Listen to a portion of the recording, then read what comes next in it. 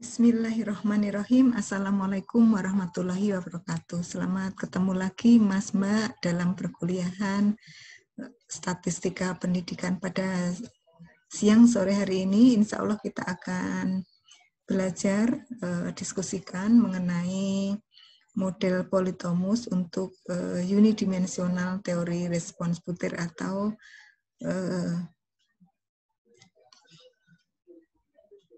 teori respons butir yang khusus membahas politomus tetapi masih pada payung unidimensi. Mohon izin saya share screen.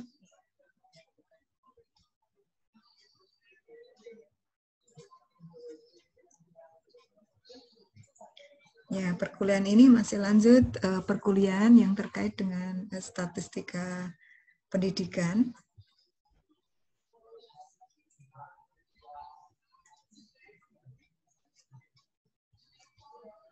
Statistika pendidikan S1 ya, atau mas-mas dan mbak-mbak bisa bergabung kalau tertarik dengan teori respons butir politomus.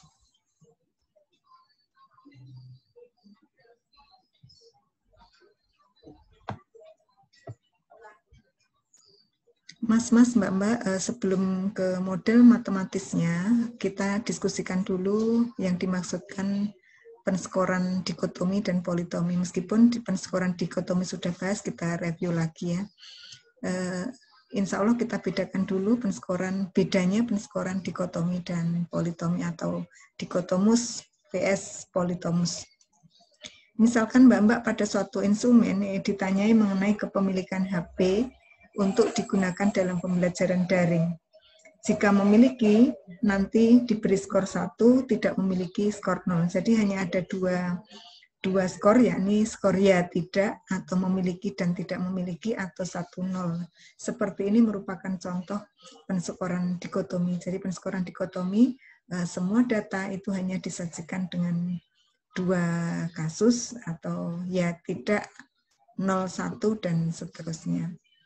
Kemudian contoh lain, ketika kita menanyakan calon pegawai negeri sipil atau CPNS, apakah pernah mengikuti pelatihan bimbel untuk menempuh tes CPNS? Nah, kalau pernah mengikuti, tidak pernah mengikuti. Nah, kalau pernah mengikuti 1, tidak pernah mengikuti 0. Itu contoh juga. Jadi kalau tadi kepemilikan terkait dengan barang, kalau yang ini kasusnya terkait dengan kepesertaan dalam aktivitas. Contoh lain yakni ketika mas-mas dan mbak-mbak mengerjakan soal pilihan ganda. Nah, ketika pilihan ganda, contohnya ini ya, nomor 1 dan nomor 2 contoh soal pilihan ganda untuk SMP ya ini. Jika benar nomor 1 atau menjawab benar sesuai dengan kuncinya, peserta tes menjawab benar sesuai kuncinya, nanti dikatakan betul, atau kalau misalnya tidak sesuai kunci dikatakan salah, atau ketika betul di skor 1, salah di skor 0. Demikian juga nomor 2, jika betul di skor 1, salah di skor 0. Nah, seperti ini juga merupakan contoh penskoran dikotomi. Nah, kemudian kita geser ke penskoran politomi. Kalau dikotomi tadi hanya 0 dan 1 ya atau tidak, namun ketika penskoran politomi tidak ya tidak saja, tetapi scoringnya ganda. Nah, misalnya scoringnya 0, 1, 2, 3, dan seterusnya. Nah, ini contoh penskoran politomi. Nah, untuk politomi atau politomus ya, jenis data politomi atau politomus ada 2 jenis, yakni yang graded atau berjenjang, kemudian ada juga parsial atau tergeneralisasi. Nah, generalized ya. Kalau graded ya kita bahas satu persatu. Untuk gradednya pada penskoran politomus untuk jenis yang berjenjang atau bertingkat atau graded, nah, antara satu dan lain itu jenjangnya tidak jelas atau jaraknya tidak jelas, tetapi kita yakin antara satu dan yang lain itu ada jenjangnya atau ada tingkatannya. Contohnya adalah pada skala Likert. Pada skala Likert, STS sangat tidak setuju itu untuk pernyataan positif. Contohnya, mencari berbagai sumber informasi, baik buku, majalah, dan internet jika ada hal yang ingin diketahui. Itu kan jenisnya kalimat positif. Sangat tidak setuju diskor 1, tidak setuju 2, netral 3, setuju 4, dan sangat setuju 5. Atau nanti bisa juga terkait dengan sangat setuju, tidak setuju, netral, setuju, dan sangat setuju. Bisa juga nanti bentuknya bukan persetujuan, tetapi frekuensi. Contohnya, tidak pernah, jarang, sering, selalu, dan seterusnya. Antara sangat tidak setuju dengan setuju, itu kan beda. Atau antara sangat tidak setuju dengan tidak setuju, itu jenjangnya beda. Tetapi antara sangat setuju dan tidak setuju, bedanya berapa, kita sulit membuat definisi. Demikian pula antara jarang dan selalu. Kita yakin kalau jarang dan selalu itu pasti beda. Tetapi seberapa bedanya kita tidak mengetahui dengan pasti. Itu contoh berjenjang. Nah, demikian pula ketika pernyataannya itu pernyataan negatif. Nah, kalau negatif sebaliknya, yang sangat tidak setuju skornya 5, atau yang selalu skornya 5, tetapi yang sangat setuju skornya 1, atau sering gitu ya. Itu masalah jenis pernyataannya positif atau negatif. Kemudian contoh lain penskoran politomi jenis graded itu ketika sekarang musim virus corona gitu ya, naudzubillahi min dzalik, semoga kita terhindar dari hal demikian. Masalah komorbid itu yang diyakini bisa menyebabkan gitu ya, semakin banyak komorbidnya, jenis komorbidnya, semakin ada peluang untuk terinfeksi. Nah, nanti kalau tidak memiliki diskor 0, memiliki 1 penyakit komorbid 1, 2 jenis komorbid 2, memiliki 3 komorbid 3. Nah, seperti itu juga termasuk graded. Nah, antara 0 dan 1 seberapa jaraknya? 1 dan 2 seberapa jaraknya? Kita nggak tahu, tetapi pasti kalau memiliki 2 komorbid itu lebih parah dibanding yang memiliki 1. Hanya keparahnya seperti apa, kita belum bisa mendefinisikan. Kemudian untuk yang jenis graded juga, masalah status sosial ekonomi. Nah, termasuk kasus ini adalah tingkat pendidikan. Misalnya pada suatu data, ketika tingkat pendidikan tidak sampai SMA, misalnya kita skor 0, SMA 1, diploma 2, sarjana atau diploma 4, 3, pasca sarjana 4. Ini juga masuk jenis penskoran politomi yang graded. Kemudian jenis penskoran politomi yang parsial. Contohnya adalah ketika kita mengerjakan soal uraian. Nah, di sini, contoh soalnya sebuah kolam berbentuk segitiga sama kaki yang digambarkan pada gambar di samping. Jika panjang AB 12, panjang AC 10, masing-masing satuannya meter ya. Jika biaya untuk membuat kolam per meter adalah 150.000, berapa biaya total membuat kolam tersebut? Ketika menghitung, siswa bisa menghitung tinggi segitiga sama sisi, skornya 1. Menghitung luas, skornya 1 lagi. Menghitung biaya tambahan pembuatan kolam, 1 lagi. Nah, tentunya bisa menghitung luas segitiga ketika tinggi segitiganya dihitung dulu. Menghitung biaya jika luasnya ada dulu. Dari sini setiap langkah itu dihargai 1 dan totalnya 3. Jadi ini contoh penskoran parsial. Kemudian model matematisnya untuk parsial. Nah, kita ke persamaan 3.2 dulu. 3.2 itu kan sama dengan teori respons butir ya. 2 parameter logistik, soalnya ada A dan B. Nah, ini kalau ada banyak gitu ya, ada beberapa butir, ada beberapa ini, nanti kan ada PJ, K1, K sama dengan 1, K sama dengan 2. J itu untuk butir, kemudian K untuk kategori. Nanti kategorinya bisa 0, bisa 1, bisa 2, dan seterusnya. Kemudian PJ 0 itu sama dengan theta, gitu ya, sama dengan 1. PJ 0 theta sama dengan 1, kemudian PJ bintang M plus 1 itu sama dengan 0. Kemudian PJ kategori ke K itu sama dengan PJK dikurangi PJ bintang K, P bintang JK dikurangi P bintang JK plus 1.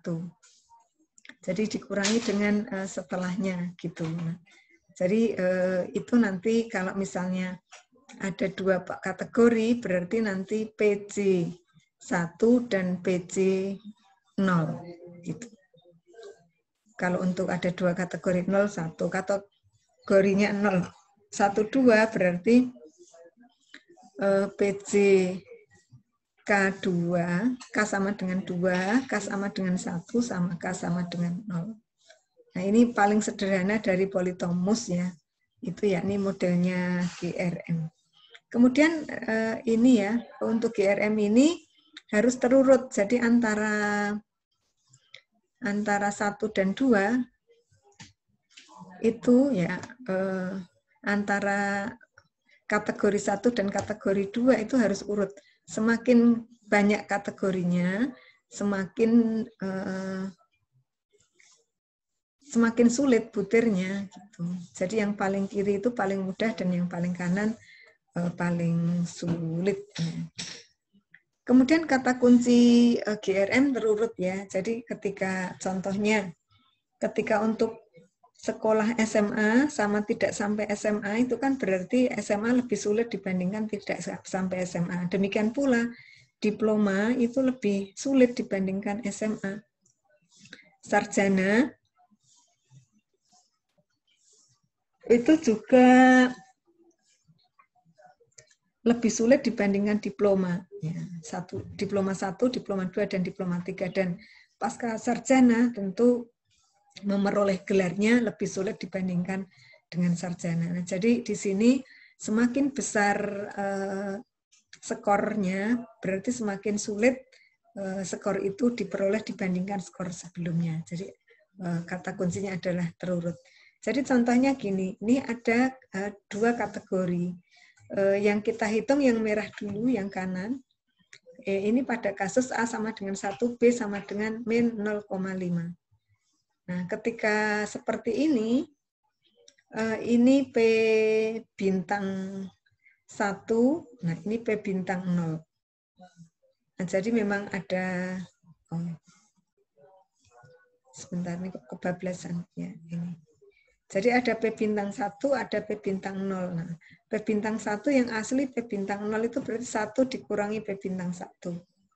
Sama juga dengan 3 kategori, ada 1, 2, 1, 0. Nah, kemudian kalau 3 kategori, 2, 1, sebentar.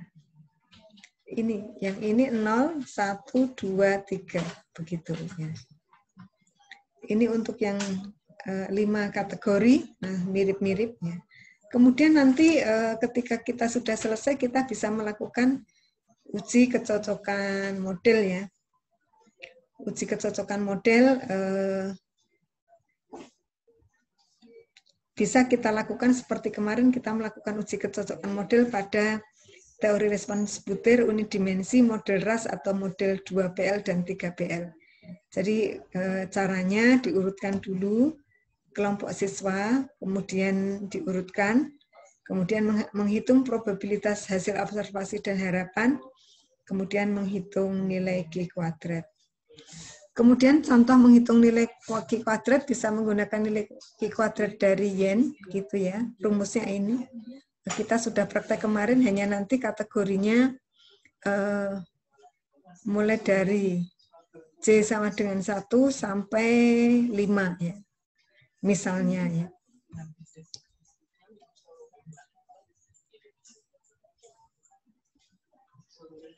Kemudian derajat bebas dari persamaan ini adalah 10 dikalikan K dikurangi 1 dikalikan M. Kemudian untuk estimasi dengan softwarenya, insya Allah kita pakai R. Nah, R ini untuk GRM, bisa mengestimasi parameter butir dan estimasi kemampuan peserta. Kemudian dengan menggunakan estimasi parameter kemampuan peserta ini, kita bisa menentukan kecocokan modelnya.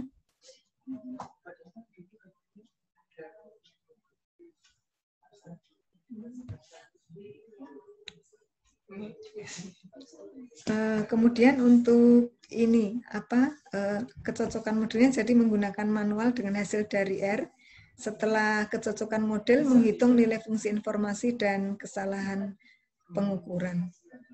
Kemudian untuk prakteknya, nah biar kita bisa melakukan dengan baik, kita akan menggambar dulu kurva karakteristik atau kita sebut di teori respons butir polytomus itu sebagai categorical response function. Kemudian estimasi butir dan kemampuan GRM dengan R itu kita belum bisa mengeluarkannya untuk kemampuan untuk kecocokan model pada GRM. Nah, untuk estimasi parameter butir dan kemampuan insya Allah tidak masalah. Yang belum bisa menggunakan R, yakni menguji kecocokan model. Berdasarkan teori-teori dan panduan memang untuk estimasi kecocokan model dengan R masih perlu konfirmasi. Kemudian terima kasih. Yang terakhir kita perlu menghitung nilai fungsi informasi. Nah, insya Allah kita lakukan ini ya. Nanti kecuali kecocokan model.